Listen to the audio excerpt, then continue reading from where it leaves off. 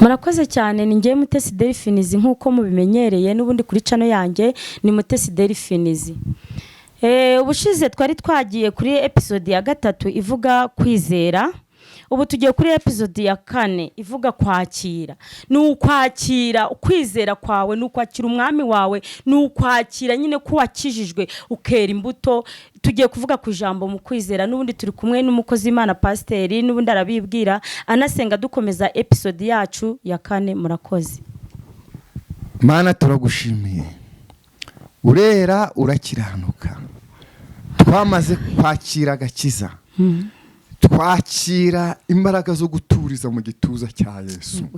Za zindi zatumye Yohana agera mu zabukuru akajya abwira umukunzi we cyangwa inshuti ye ngo mugire urukundo bana banje. Haleluya. Amen. Data twakira imbaraga zo kwizera zizituza mu bwami. Uwiteka Nyiringabo turagushimiye. Turi mu cyundi cyumba cyo kwakira ubugaragu.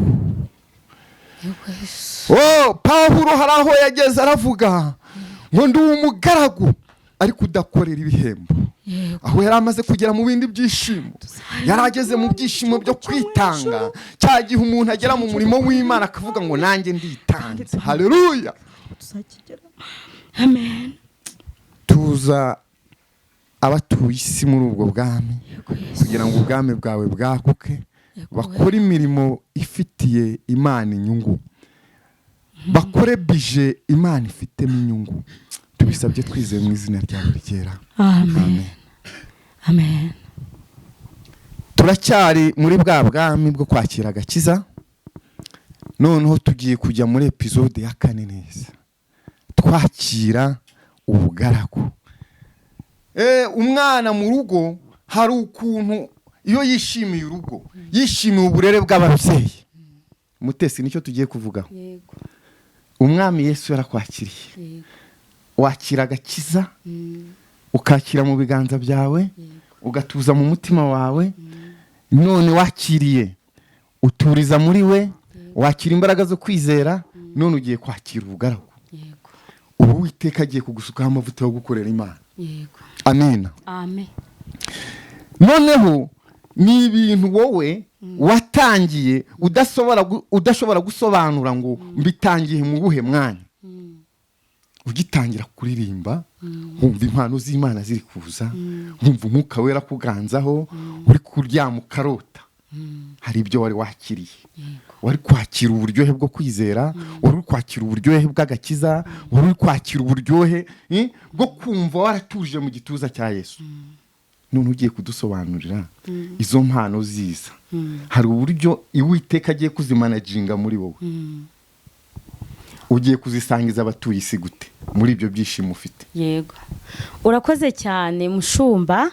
Ukuntu ngiye kuzibasangiza, ngewe MUTESI ubu sindi uwanjye ngo nigenge. Ntago ari nge witegeka. Mbese nukuvuga ngo ntago nakora ibyo nshaka, habwo nkora ibyo umwami wanjye Yesu Kristo ashaka. Kuko akimara kunyadubuta ku musaraba Igorogota, nari igicibwa. Ntago nari mfite gakondo. Wenda reka ngire ikintu mbibutse, ngiye nkanjye ubwanjye. Numva kuko nta nubwo nari ndi muri aroferi, nari ndi ku muhanda. Ariko Yesu aravuga ati yurika mwadobuta b'umwana wanjye, angura amaraso ye y'igiciro, arapfa agikuzimu kubera nge, yarakubiswe arashinyagurirwa kubera nge, kugira ngo nitwe umwana w'Imana. Ijambo ry'Imana rimbwira neza ngo ibiri ku isi ni ibyacu, turaba umwami Yesu. Yesu nakaba umwana w'Imana. Nukuvuga ngo ubu aka kanya mfite gakondo, mfite mu ijuru kubera amaraso ya Yesu Kristo y'igiciro, kuko ari wowe wanyadabuse. Ndi wowe kandi ndamutegereje. Rero ntago ndi wanjye ngo nigenge. Ngewe nkora ibyo ashaka, ibyangwa n'amaso ye bica ku ruhande. Kandi Bibiliya ivuga neza ngo igiti kizagaragazwa n'imbuto cyera, muzabamenyera ku mbuto zera. Nyimara kumenya ko ntari wanjye ngo nigenge, natandukanye n'ibibi, kamere n'umubiri. Ngewe ubu buri kimwe cyose nzi ko umwami Yesu ashobora byose, niwe ngenderaho, niwe undwanirira, umwuka wera niwe unyobora. Ubwo nibwo bugaragu ndimo nicayemo nta nubwo nabwita ubugaragu, niyo gakondo mbese yanjye nicayemo, nzi kuko nzagororerwa kandi ndamutegereje umwami wanjye Yesu Kristo kuko azagaruka kanjyana. Kati bitegeza siri wange sinivuga nde no mwami ni nakabaka wange ampe biragiro byentamburira ko sitamburira ku mubiri sitamburira ku nsino ku bintu byensi no neda ntambulira ku byo mukama wange ye Yesu Kristo umwana w'akatonda mu bwakabakabwe imirimo je nkora mu inseno yegenda kuntwara mu buramu butagwayo umurubiri rwakabaka mwijuru nukuvuga ngo nkora ibyo umwami wanjye Yesu ashaka. Intambara zose ndwana nzirwanda mu mwuka wera mukuri no gusenga. Ngewe ndasenga kandi Yesu arashoboye. Intambara zo zirahari twambaye umubiri. Ibyo kurwana ni byinshi ariko nkimara kumenya ko mfite umwami Yesu kandi ushoboye byose, naratuje ubu nicaye mu rugo kwa papa. Urakoze cyane. Amen. Urakoze Mutesi. Ndagira ngo mbaganirize ko muri episode ya 5 ndabaho ubuhamya ho gatoya. Mutesi nshimishijwe nuko umwuka wera yamuritse ku maso yawe agusigira kazoza ko kumanaginga impano zawe. Ndashimye umwami Yesu yaguhamagaye neza. Kuri uje wumva ngo ukizwa neza bimutera umwako. Kira ni igisakuzo. Ahubwo wakiriye umwami Yesu nta kajagara afite mu bwonko. Yego. Akamuzana agashika muri we. Akamutunga amubaniye neza. Nta kandi kajagari yongera kugira no mu mpano zo gukorera Imana. Haleluya. Amina. Ariyo mpamvu kuri episode ya 5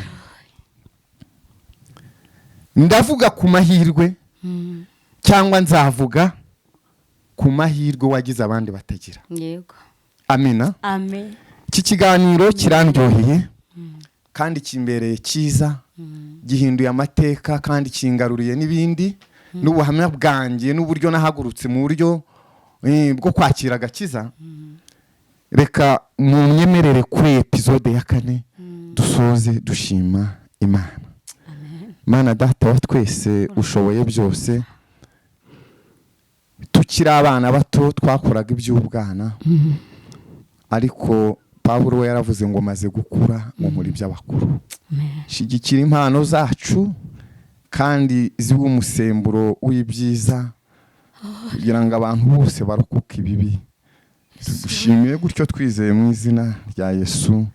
Amen.